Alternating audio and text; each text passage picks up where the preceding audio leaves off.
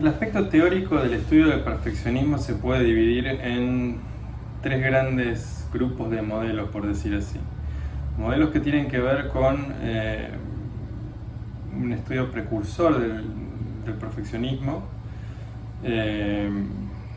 históricamente previos a los demás. Modelos que están ligados al mantenimiento, ¿sí? Al estudio del perfeccionismo en tanto factor de mantenimiento, que son los modelos por ahí más contemporáneos y que más se estudian en la actualidad. Y modelos integrativos que básicamente tienen que ver con modelos que están por ahí más particularmente interesados en buscar una integración entre los distintos conceptos ligados a la definición en sí misma del perfeccionismo, así también como sus correlatos, ¿sí? Dentro de los modelos precursores tenemos dos modelos que hablaron sobre perfeccionismo y que pertenecen a lo que sería el estudio clásico del término, ¿sí? El modelo beckiano clásico, que básicamente hablaba sobre el estilo rígido del pensamiento del perfeccionista, y donde también vinculaba el perfeccionismo intuitivamente, ¿sí? Porque no era que había estudios en ese momento, sino que lo proponían teóricamente como involucrado en el desarrollo de la vulnerabilidad específica hacia la depresión. O sea, mientras vos más perfeccionista eras, para ver que en realidad eso te confería una mayor vulnerabilidad específica de tipo autonómica a la depresión, en tanto que un estresor natural que tenga que ver que esté relacionado con lo autonómico, básicamente, si vos tenés una vulnerabilidad de tipo autonómica, va a hacer que tengas más chances de deprimirte. Básicamente, esa era la explicación y cómo se utilizaba el concepto del perfeccionismo en ese entonces, ¿sí? Luego hubo otro modelo que es el de Higgins, que es el también de la época, más ligado a la psicología cognitiva social que a la psicología clínica, que básicamente habla del modelo de lo que se llama la autodiscrepancia, ¿sí? Y que es la vulnerabilidad de un estado emocional está asociada a la autodiscrepancia. Este concepto en realidad es el que se tomó un poco para dar entidad al concepto posterior de discrepancia, ¿sí? Es decir, la autodiscrepancia básicamente es la diferencia que hay entre lo que yo percibo que debería tener o hacer y lo que siento o percibo que tengo, ¿sí? Básicamente eso es un poco uno de los antecedentes del estudio del perfeccionismo, ¿sí? O sea, ya se ve desde ese lugar, entonces, rigidez cognitiva, predisposición a la depresión a través de la vulnerabilidad específica, y autodiscrepancia como un fenómeno discriminante, como para hablar de si tienes un estado emocional comprometido, porque evidentemente estás evaluando que aquello en donde vos te estás exigiendo en realidad no estás llegando, ¿sí? Luego tenemos los modelos de mantenimiento, que como ya les comenté son los modelos más clásicos, ¿sí? Clásicos y contemporáneos a la vez. Tenemos el modelo del procesamiento dual de, no me acuerdo si era de Slade, de Owens y Slade. Básicamente este es el único modelo estrictamente conductual, ¿sí?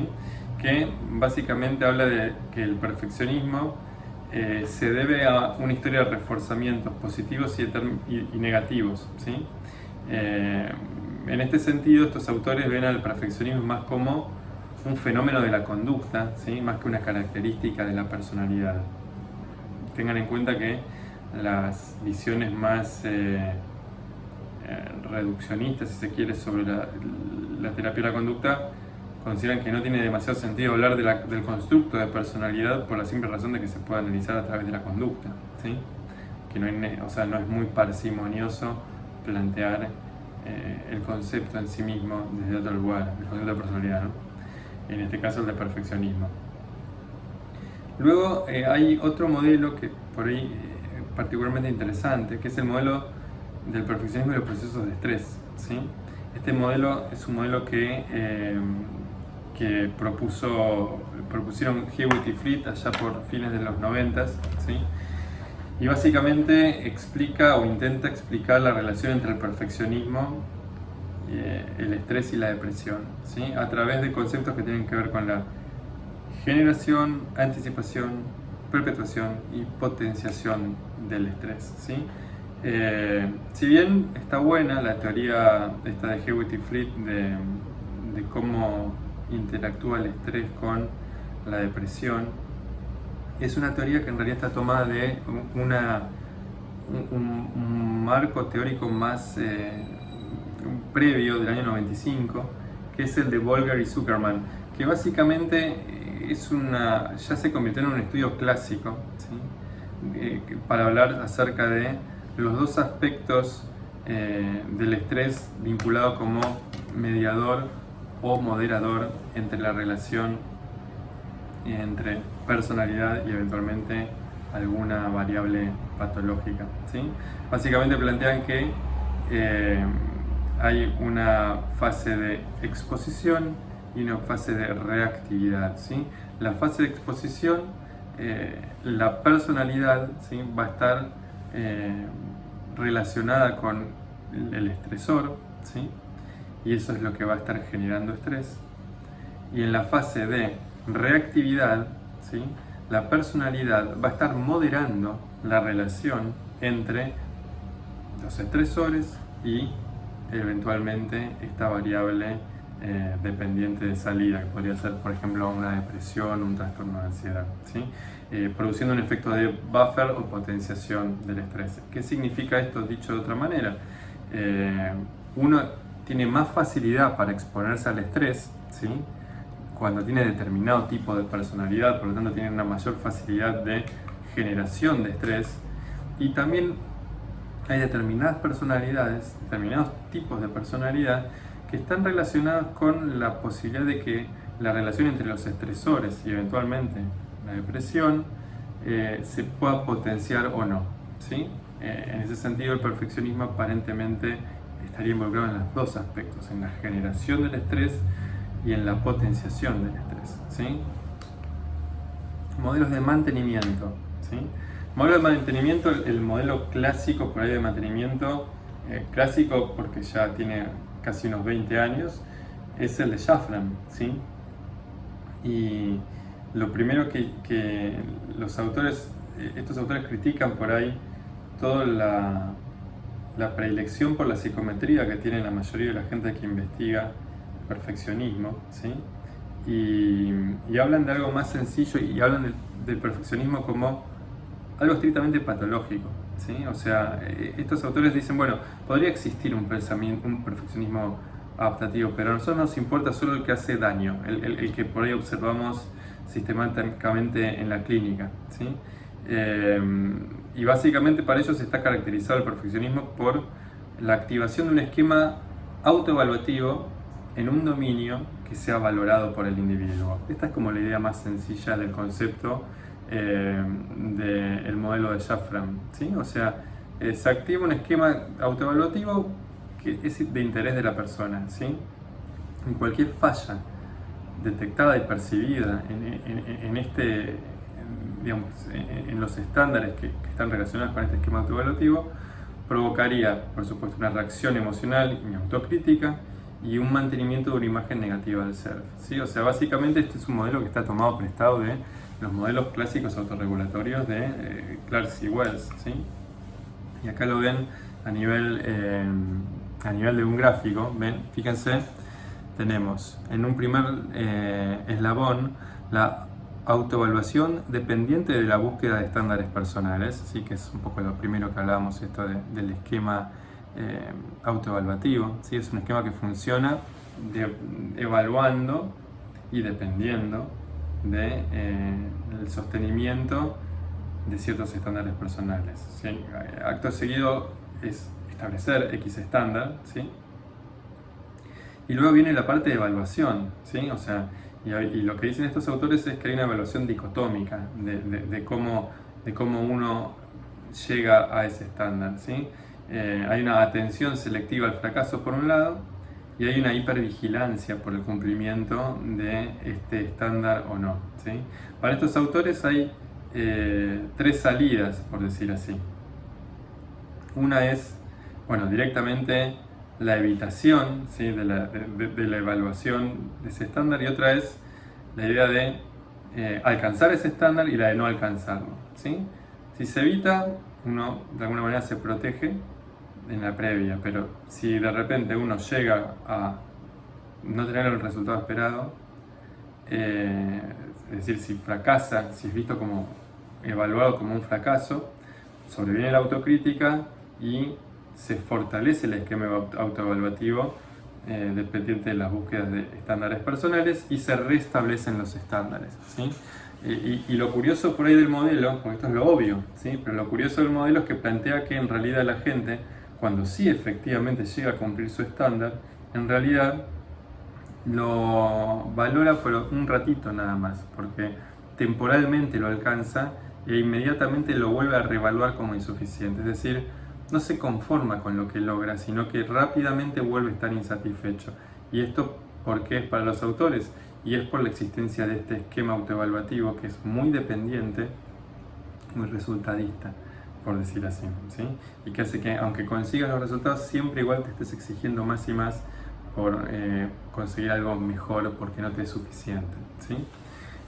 Consecuencias adversas, bueno, por supuesto, pérdida de tiempo, aislamiento social, mayor ansiedad de desempeño, estrechez de intereses, te vuelves más monotemático, se compromete tu estado de ánimo y procrastinas mucho más.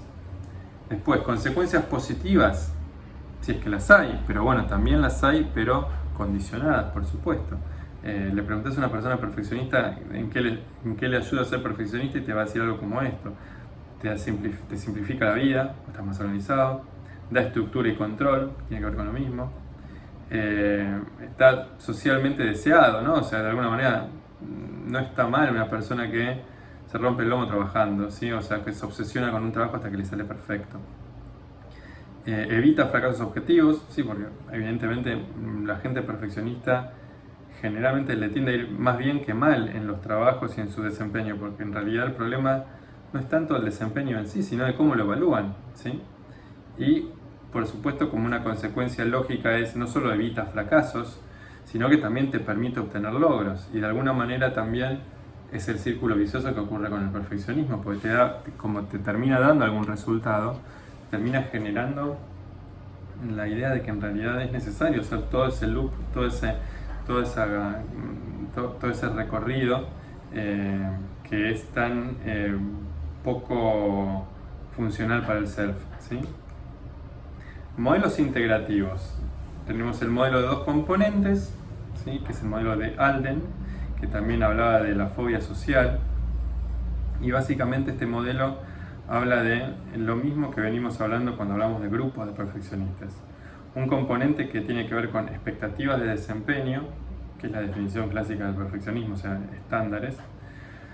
Y otro componente que tiene que ver con la autoevaluación desadaptativa, que básicamente es la parte negativa del perfeccionismo, ¿sí? Y básicamente el modelo de Alden evalúa el perfeccionismo en los 4 cuadrantes, ¿sí?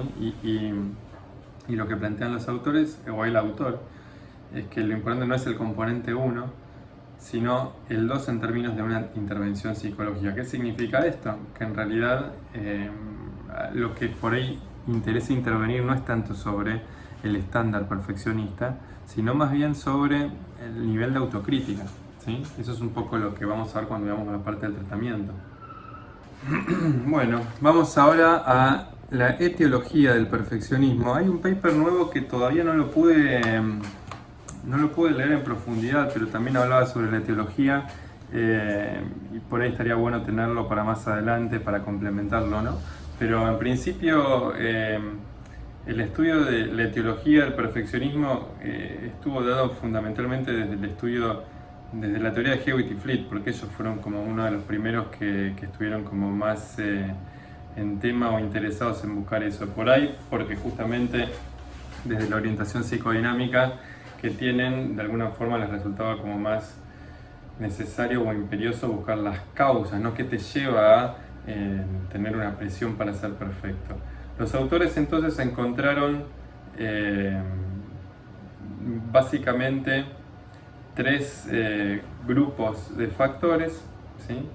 Y 3 salidas posibles en la presión para ser perfecto, ¿sí? O sea, hay factores familiares, que básicamente el temperamento de cada uno, es decir, el estado de personalidad previo de cada uno y el estilo de apego, ¿sí? Esos son los factores infantiles que en realidad son característicos del niño y no tanto necesariamente directamente al menos de la crianza, ¿sí? O sea, hay factores hereditarios que están ligados al temperamento y al apego. No obstante, tanto el temperamento como el apego están moldeados, por supuesto, por factores de la crianza, que es el otro factor. Los factores llamados paternos por estos autores en realidad tienen que ver con básicamente tres cosas según ellos. Las metas que te ponen de niño, ¿sí? Todo lo que te enseñan a que tenés que lograr, las prácticas, es decir, hasta qué punto vos te podés aprender por modelado de la actividad que tus padres tienen con respecto a sus propias metas, ¿sí? Ver trabajar a tu papá de chiquito, por ejemplo.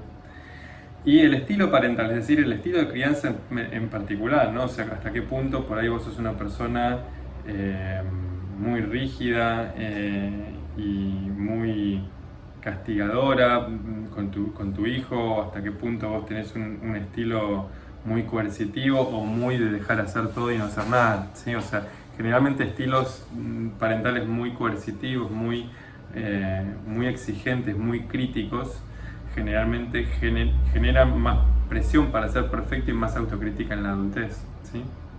Y después, por otra parte, los otros factores que mencionan estos autores son las presiones ambientales, ¿sí? O sea, y esto viene bombardeado de distintos lugares, desde la cultura misma, ¿sí? que fomenta como el desarrollo de la excelencia, desde tus propios compañeros, que se observan los primeros comportamientos de competitividad entre pares, ¿sí?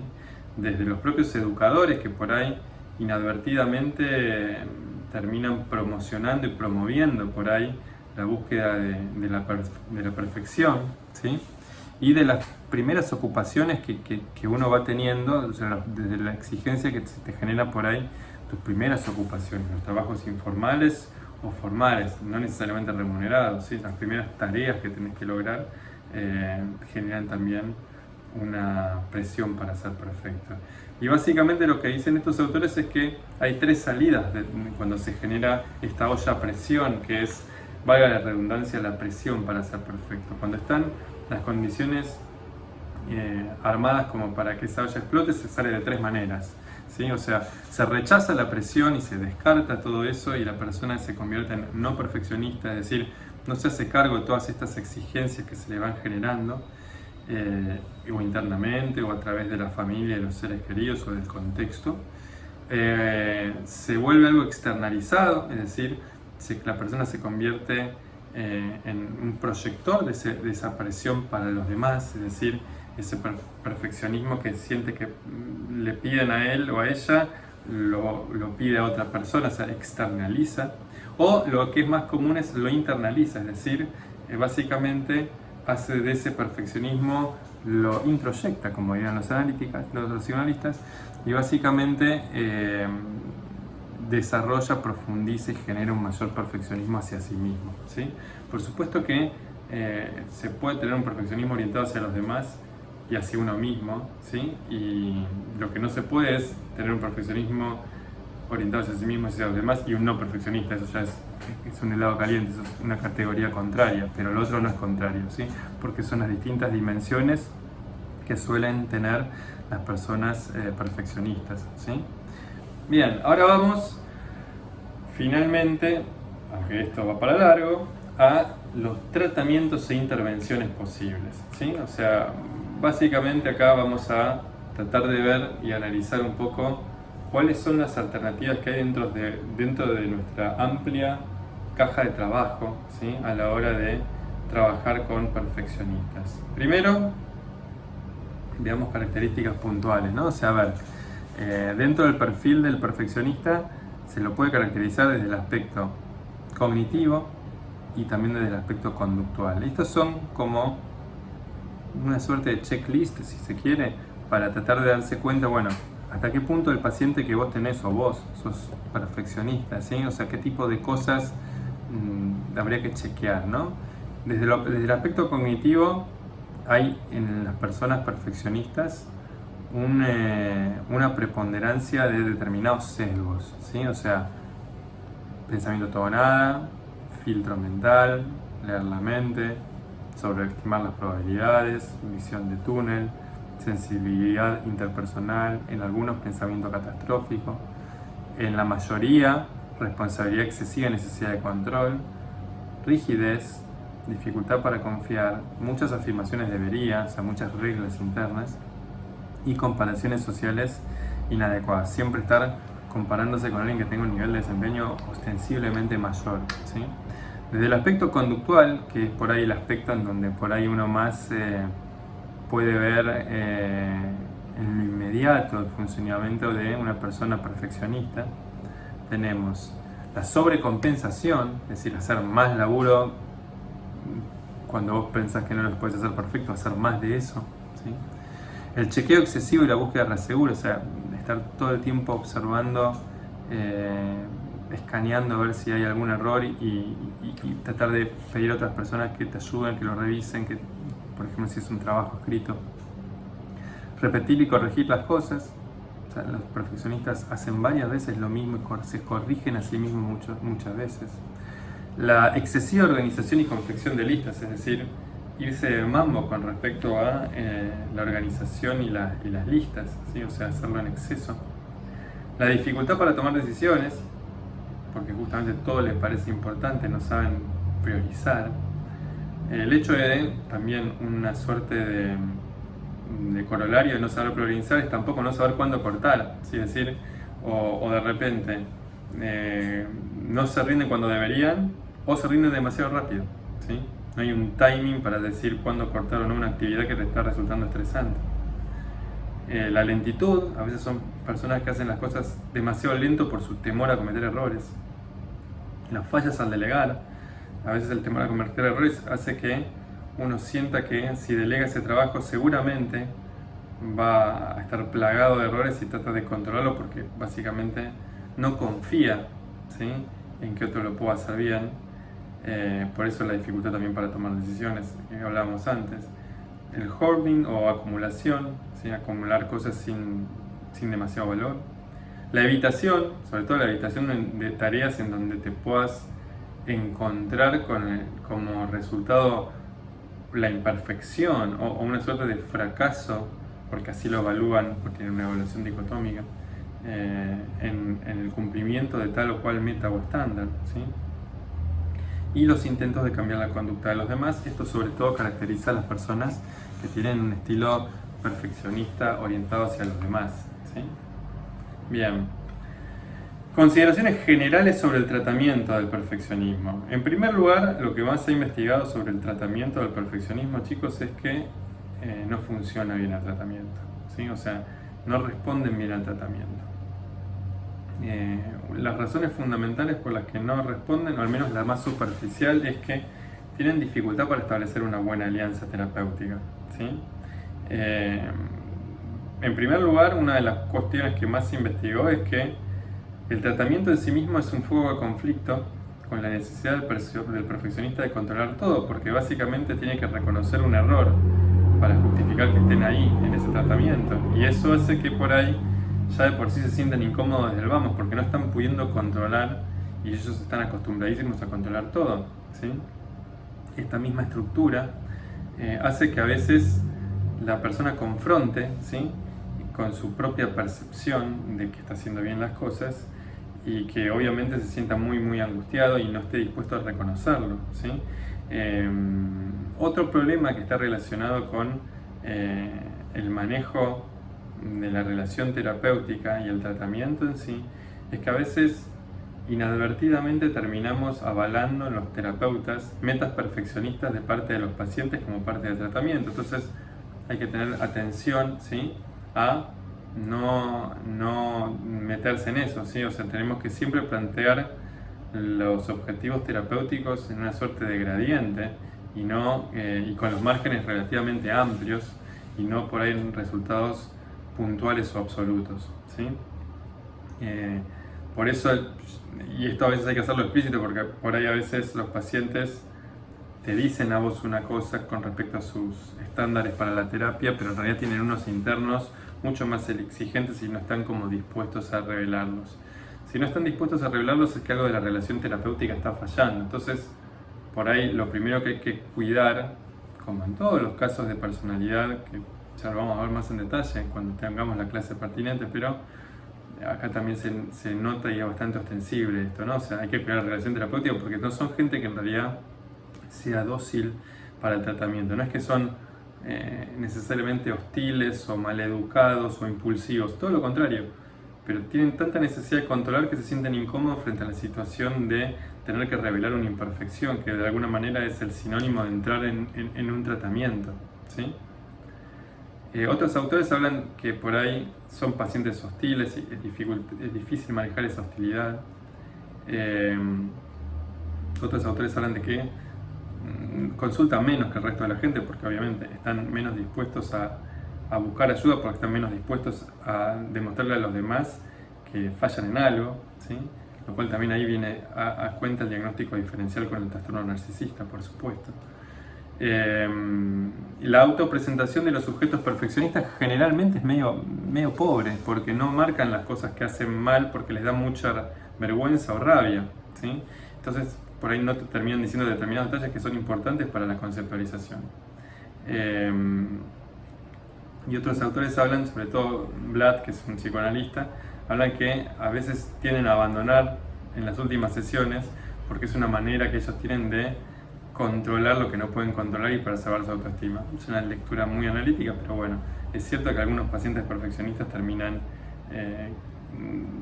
cancelando las sesiones antes de tiempo. Y también, bueno, hay que tener en cuenta que no solo tienen una peor alianza terapéutica, sino tienen una más limitada red social, porque básicamente no están tan interesados por la productividad, cumplir sus metas y sus estándares y su trabajo, que dejan bastante de lado todo el aspecto social y por eso justamente no tienen una red social muy nutrida de la cual puedan obtener satisfacción. Por ahí tienen una red social laboral muy impactante, pero no así desde el lado de poder obtener una gratificación desde el mero aspecto lúdico con las personas, ¿sí? Bueno, siguiendo entonces con las consideraciones acerca del tratamiento, ahora vamos a ver en realidad lo que planteé para lo que era la tesis doctoral mía y un poco que sirvió de base o de planteamiento inicial para lo que después fue la intervención que sacamos con el equipo y que eventualmente se convirtió en ese librito de UDEVA y también en la publicación esta de Behavior and Cognitive Psychotherapy. Ahí está, me acordé del nombre. Ahí está. Bueno, básicamente el modelo que yo tenía en mente, que por supuesto era un modelo que no desarrollé en la tesis doctoral, sino que lo planteaba en la discusión general como una forma de sistematizar un poco el estudio y las intervenciones y el nivel en donde se deberían realizar esas intervenciones. Básicamente lo que planteaba era lo siguiente, que los factores de crianza generaban el deseo por la perfección en el niño y que ese adulto luego iba a desarrollar cierto perfeccionismo. Ese perfeccionismo podía ser bueno o malo en términos de los niveles de discrepancia, como ya lo veníamos hablando.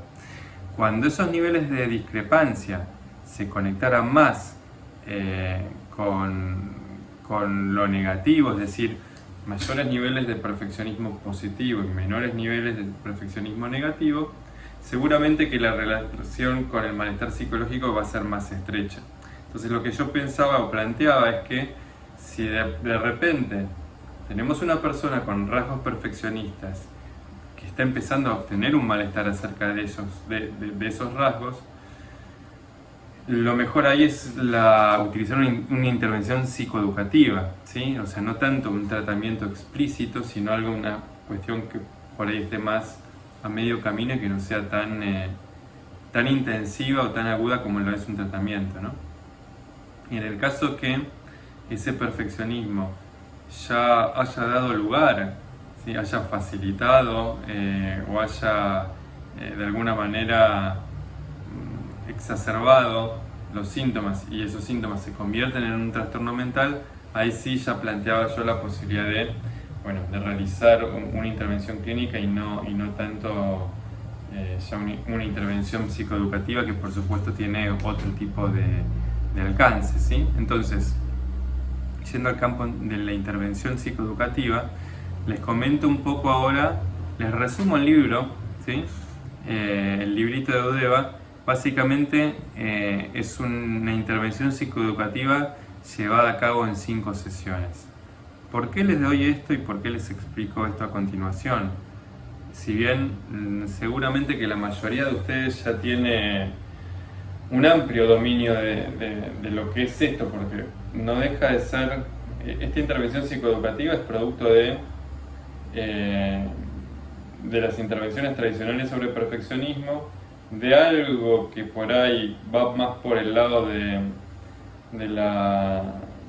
lo que sería la tercera ola, si quieren, porque agrega un componente de compasión, pero tiene toda la estructura del tratamiento tradicional del perfeccionismo, y también la parte psicoeducativa está piola porque utiliza justamente el enfoque de Slaney y de Ken Rice acerca de que el perfeccionismo puede ser algo positivo, que por ahí no está explicado así en otros tratamientos. Me parece que el fuerte de la intervención esta es que plantea estas 3 cosas. El enfoque tradicional, una parte más ligado a la tercera hora con la cuestión del desarrollo de las habilidades de autocompasión, y en un primer momento una intervención que en su fase psicoeducativa pase por la explicación de que el perfeccionismo puede ser tanto positivo como negativo. Esto se ha desarrollado a través de 5 sesiones de carácter grupal y de 1 hora y media de duración, ¿sí? Por lo tanto, la idea básica mía al poder darles esto es que cada uno pueda customizarlo en función de sus intereses con sus pacientes, ¿sí? Y sobre todo en los pacientes que ustedes les vean rasgos de perfeccionismo, pero que no sea suficientemente heavy como para decir, bueno, tengo que hacer un tratamiento puntual o directamente tengo que tratar el trastorno mental de base porque es tan agudo que no puedo empezar sí o sí por el perfeccionismo, como sería el caso por ahí de una depresión grave o resistente que tenga características de perfeccionismo, y por ahí primero hay que indagar acerca de otros aspectos, ¿sí? Entonces, 5 sesiones. La primera sesión tiene que ver con la parte psicoeducativa, como les había comentado. La segunda sesión tiene que ver con el registro de pensamientos, ¿sí? Y la detección de sesgos en la cognición, que tiene cierto tamiz psicoeducativo también, solo que ya el paciente está aplicándolo, ¿sí? O sea, y la sesión 3, 4 y 5 la dividimos en 3 aspectos, ¿sí?, a resolver. Los cognitivos, que viene de la mano del laburo que hicimos previamente con el tema de los sesgos. Lo conductual, que tiene que ver con modificar 2 tipos de conductas que ahora vamos a ver. Y el último es el desarrollo de las actividades de compasión, ¿sí?, que también ahora vamos a verlo todo a continuación. Estas 3 subcomponentes que abarcan la sesión 3, 4 y 5 es el componente de cambio específico, ¿sí?, de reestructuración cognitiva propiamente dicho. Más allá que en los otros 2 momentos puede darse la posibilidad del cambio, sobre todo desde la fase psicoeducativa, pero no está explícitamente pensado que la persona tiene que cambiar sí o sí en ese momento, ¿sí? Recuerden, esto se llama una guía para estudiantes perfeccionistas porque esta guía estuvo estudiada y los resultados positivos de esta guía son en estudiantes universitarios, ¿sí? En concreto, en estudiantes universitarios de psicología de grado de la Universidad de Buenos Aires, ¿sí? O sea que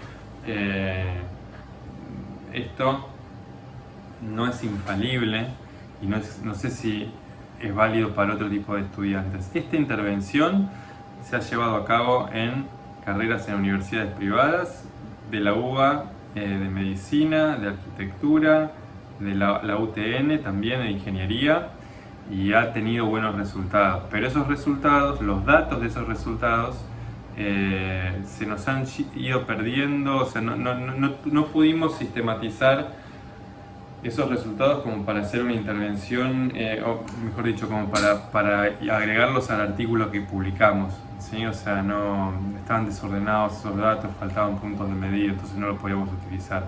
Pero bueno, yo les puedo decir que la intervención a nivel psicoeducativo sirve y a nivel de prevención. Después, si sirve o no en una patología grave, eso depende de lo ideográfico, ¿sí? O sea, depende del caso puntual y ver qué pasa, ¿sí?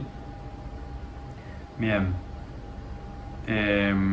Entonces, con respecto a la primera parte de identificar nuestro tipo de perfeccionismo, básicamente lo que hay ahí que hacer es hasta qué punto tu perfeccionismo te ayuda o no en la vida cotidiana, básicamente, ¿sí? Y de alguna manera esto es lo que evalúa la escala de perfeccionismo, ¿sí? La APCR o la versión reducida, que es de la escala revisada de la APCR. Es un título muy original, ¿vieron? La APCR tiene 23 ítems y las 3 dimensiones que hablamos, altos estándares, orden y discrepancia. Y la versión reducida tiene solo 8 ítems y solo 2 dimensiones. 4 ítems para altos estándares, 4 ítems para discrepancia. Y orden se sacó porque, como les había comentado antes, parece ser que es una escala que en realidad no ha tenido demasiada, es una subescala que no ha tenido demasiada injerencia en la formación global del concepto, ¿sí? Acá tenemos una suerte de muestra de los ítems de la escala reducida, que ya les digo, yo les recomiendo. Las propiedades psicométricas están más estudiadas para la APCR de 23 ítems, pero la realidad es que tranquilamente podrían utilizar la versión reducida, sobre todo si están haciendo un laburo de screening, ¿sí? Y no tienen como un interés concreto en evaluar muy profundamente el perfeccionismo, sino que quieren hacer algo más a grosso modo, rápido, sirve. Y también porque en definitiva me parece que estos ítems retienen la información necesaria que uno tiene que tener como para calificar o clasificar a la persona en perfeccionista o no, ¿sí? Los puntos de corte y de clasificación todavía están en proceso, como siempre les digo a muchas personas. Si me preguntan a mí, ¿cómo harías para darme cuenta quién es perfeccionista y quién no lo es con la escala reducida, ¿sí? Que son 4 ítems? Yo lo que haría es aplicar el sentido común, ¿sí? Hay 4 ítems de altos estándares y 4 ítems de discrepancia. Los 4 ítems de altos estándares deberían estar en un promedio en los valores más altos, ¿sí? La escala del APCR mide del 1 al 7, en donde 1 es para nada de acuerdo y 7 es extremadamente de acuerdo. Entonces, los niveles de acuerdo más elevados deberían estar puntuando ahí. O sea que si la escala mide, son 4 ítems, 7 por 4, 28, 28 es lo máximo que te puedes sacar en esa escala, ¿sí?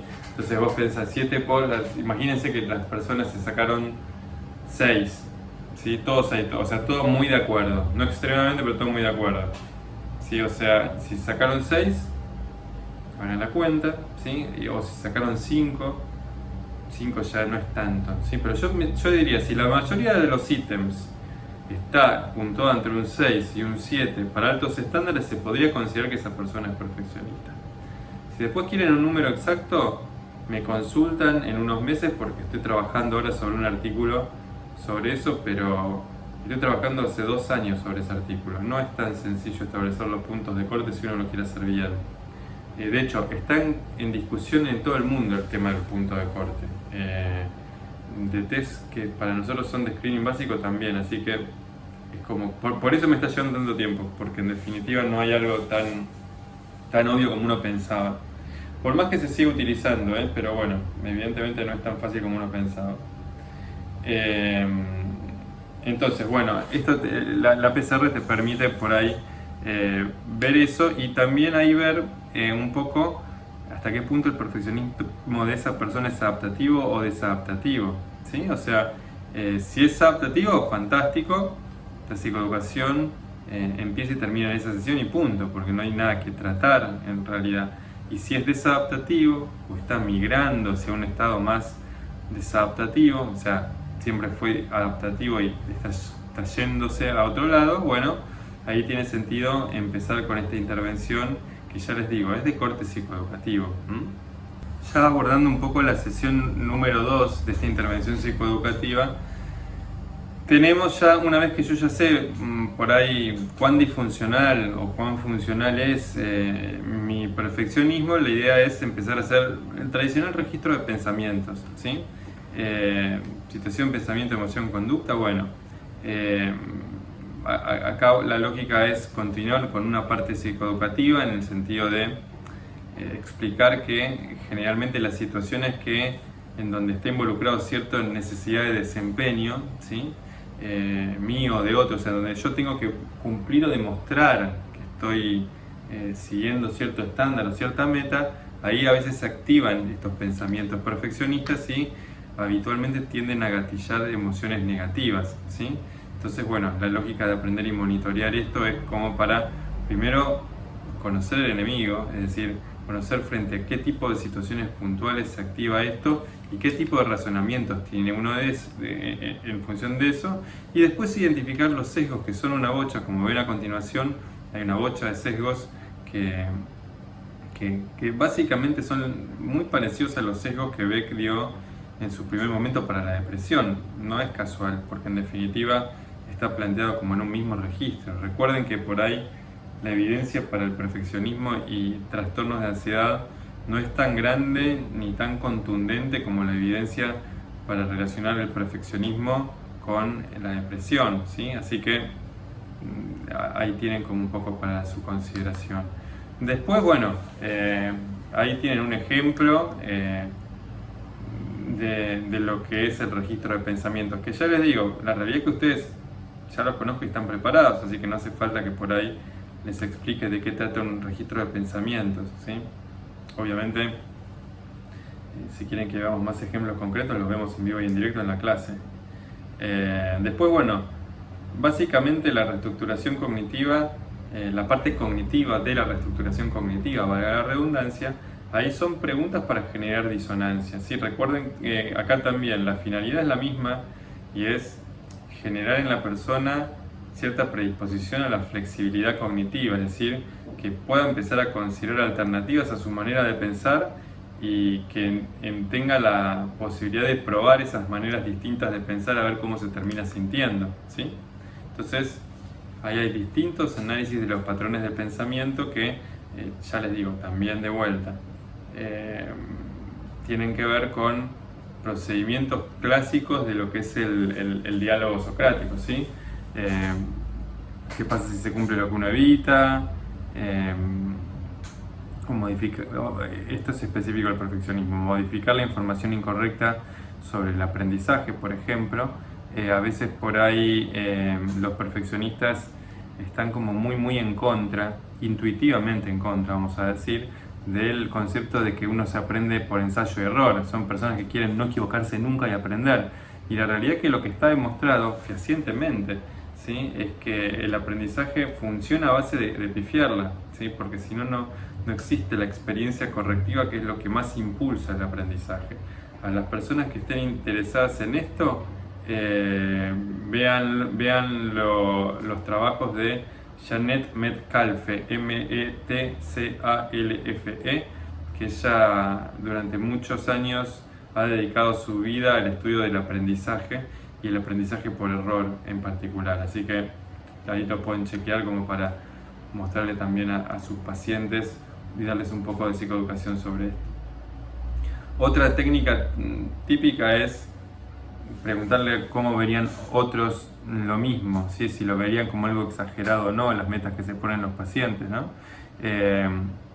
Bueno, poner a prueba las hipótesis, tratar de ayudar al paciente cuando está teniendo comparaciones muy disfuncionales, o básicamente trabajar con el paciente cómo se sentiría si no pudiera controlar fehacientemente todo, o sea, qué pasaría si tuviera que tolerar esa incertidumbre y cuán malo sería para el paciente, ¿sí?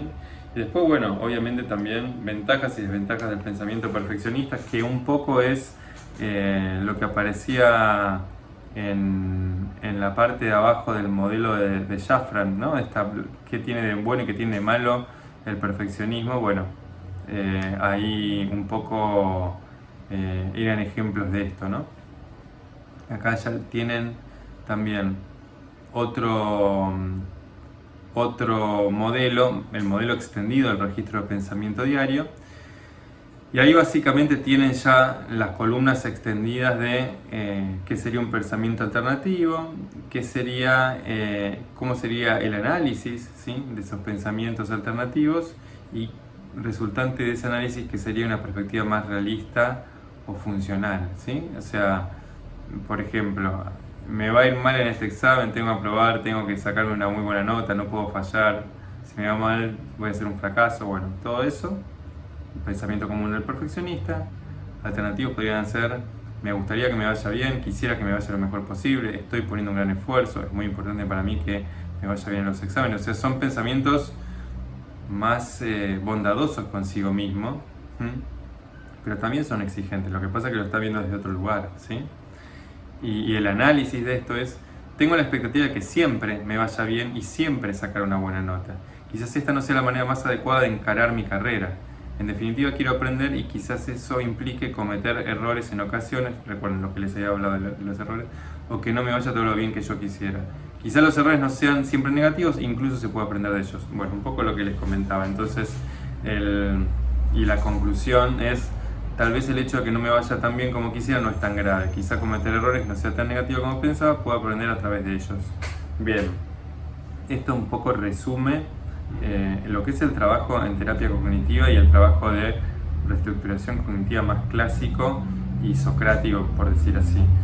Con un paciente perfeccionista no es tan distinto, solo que por ahí determinados temas se discuten más seguido, como por ejemplo la concepción básica del aprendizaje y la negación que tienen a aprender a través de los errores, ¿sí? O sea, la concepción de poder tolerar un error, porque ese error sirve, es algo que por ahí está bueno que se genere a través del diálogo socrático. Y ahí, bueno, en el desarrollo de los pensamientos alternativos del paciente de este ejemplo se dio algo de eso, y después, bueno, eso generó como un análisis más profundo de la situación, y también ese análisis llevó a que el paciente pudiera formularse una idea más realista o funcional, ¿sí?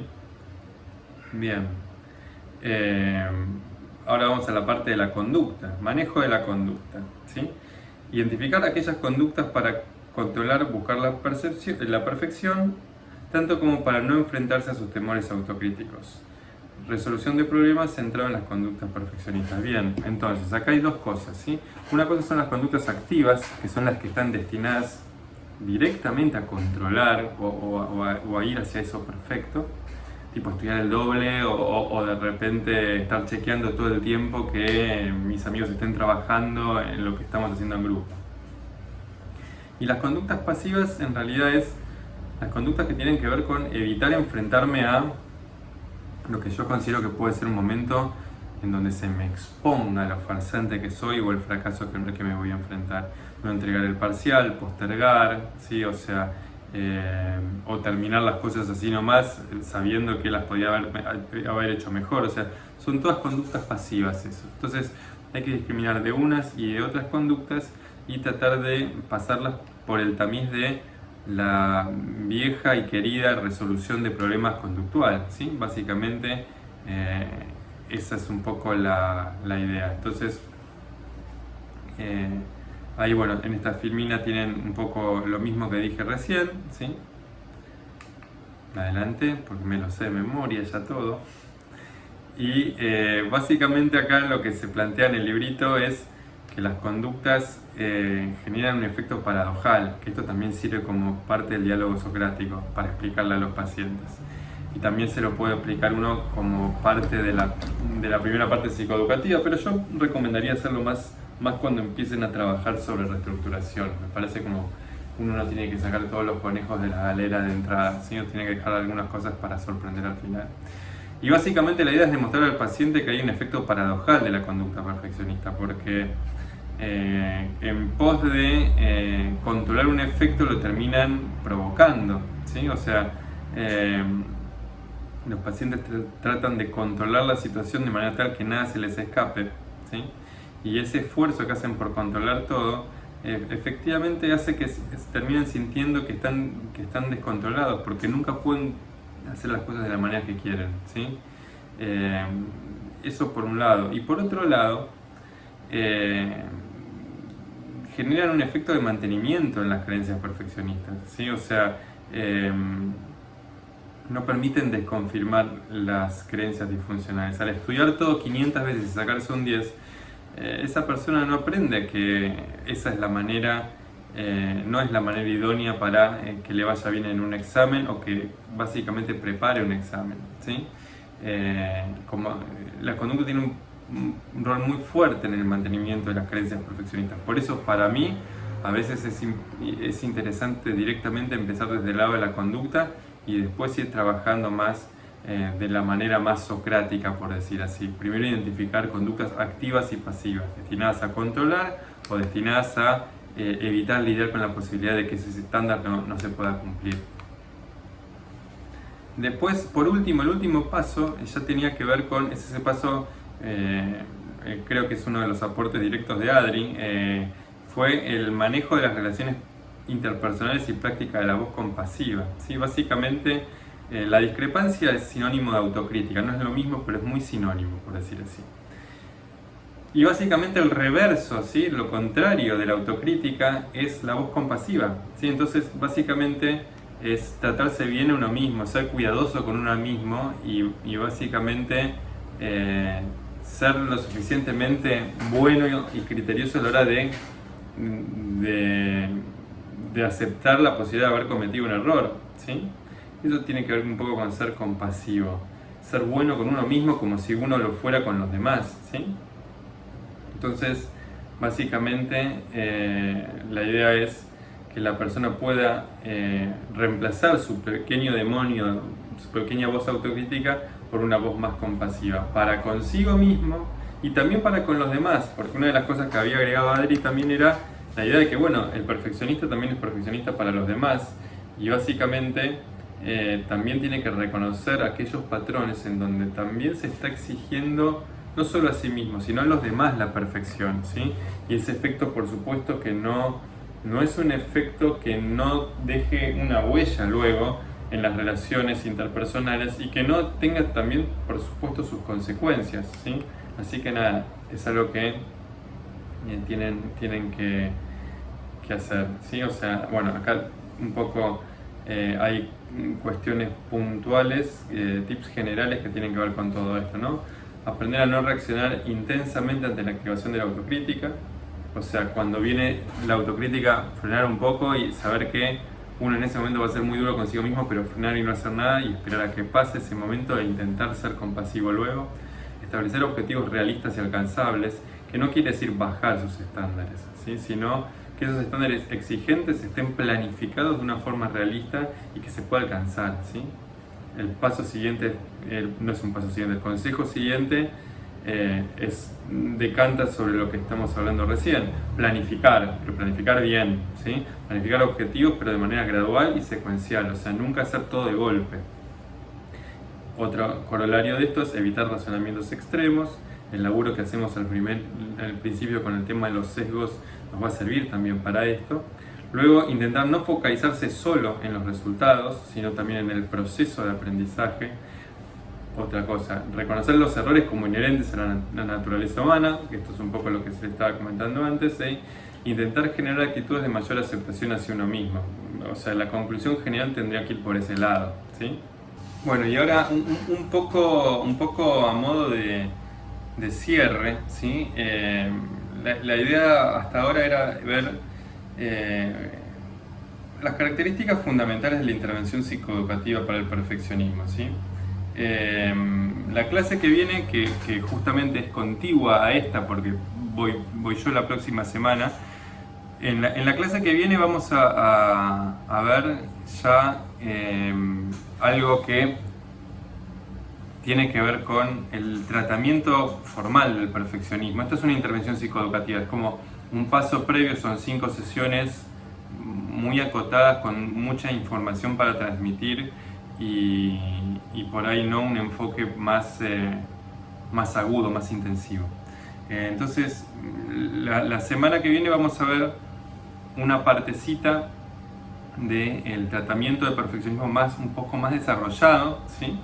Junto con algunas ideas para tareas que se le puede pedir a una persona que tenga perfeccionismo, un poco sacados del tratamiento de Shafran, del libro del equipo de Shafran, que es de Overcoming Perfectionism, que es como uno de los más claros, y una serie de recomendaciones y reflexiones finales sobre este tema. Si lo divido en dos porque veo que ya está quedando súper amplio y no quiero darle trabajo en exceso al editor, ni trabajo a ustedes en exceso de estar mucho tiempo tratando de escuchar todo esto. Así que nada, ahora vamos a cortar acá y la semana que viene entonces, que ya les digo, me toca a mí de vuelta, voy a incorporar esto dentro de la clase que ya tengo preparada en una buena proporción acerca del abordaje integral de los trastornos de personalidad. Como esto es parte también de un abordaje, si se quiere, transdiagnóstico de un problema de personalidad, porque el perfeccionismo es un rasgo de la personalidad, bueno, entonces un poco viene a cuento con lo que deberíamos ver y armar en la clase que viene. Así que nada, lo dejamos para la próxima, si no hacemos una cosa muy extensa en esto. Total, tiene como relación y pertinencia para la parte que viene. Así que nada, espero que lo tengan mañana tempranito. Y bueno, hoy me van a ver antes a mí, así que bueno, les voy a comentar un poco de qué va esto y después para que puedan ver la clase y después ya estar listos como para afrontar la segunda parte en la próxima, ¿sí? Bueno, listo, nos vemos.